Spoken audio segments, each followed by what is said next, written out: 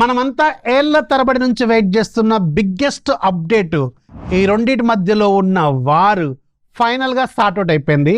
అదే అందరికీ కావాల్సిన ఫైల్ షేరింగ్. ఎస్, మీరు వింటుంది నిజమే. ఆండ్రాయిడ్ నుంచి ఐఓఎస్కి, ఐఓఎస్ నుంచి ఆండ్రాయిడ్కి పంపించుకోవాలంటే ఎంత పెద్ద హెడేకో మీకు ఆల్రెడీ తెలుసు కదా. దీన్ని సిస్టమ్కి కనెక్ట్ చేసుకోవాలి, అందులో కాపీ చేసుకోవాలి, మళ్ళీ దీంట్లో వేసుకోవాలి అండ్ వైస్ వర్సా.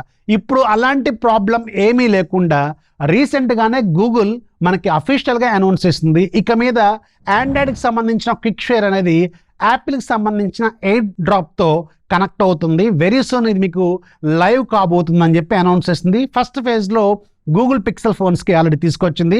అండ్ నిన్న అందరికంటే పెద్దన్న శాంసంగ్ ఫైనల్గా ఈ అప్డేట్ని దీంట్లో తీసుకొచ్చింది. అండ్ దీన్ని మీరు లేటెస్ట్ శాంసంగ్ గెలాక్సీ S26 ఫ్యామిలీలో లేటెస్ట్ అప్డేట్ నిన్న ఈవినింగ్ సాయంత్రం 6 గంటలకు ఆ టైంలో ఒక అప్డేట్ వచ్చింది. ఆ అప్డేట్ ఒకసారి చేసుకున్న తర్వాత మీరు ఒకసారి సెట్టింగ్స్లోకి వెళ్ళి క్విక్ షేర్లో చెక్ చేస్తే అక్కడ మీకు quick share for Apple device అని ఒక ఆప్షన్ కనిపిస్తుంది. దాన్ని టర్న్ ఆన్ చేసుకోండి. అండ్ మీరు గ్యాలరీలో ఉంచి దీంట్లోంచి దాంట్లో కానీ దాంట్లోంచి దాంట్లో కానీ మీరు సింపుల్గా ఒక ఫైల్ సెలెక్ట్ చేసుకొని అక్కడ క్విక్ షేర్ మీద ట్యాప్ చేయండి. అక్కడ మీకు ఐఫోన్ కనిపిస్తూ ఉంటుంది.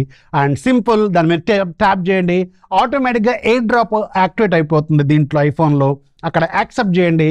ఈజీగా ఫైల్ ట్రాన్స్ఫర్ అనేది ఎంత పెద్ద ఫైల్ అయినా ఫ్రాక్షన్ ఆఫ్ సెకండ్స్లో మూవ్ అవుతుంది. అయితే ఇది ప్రజెంట్గా సామ్సంగ్ ఫోన్స్లో S26 ఫ్యామిలీకి తీసుకొచ్చారు.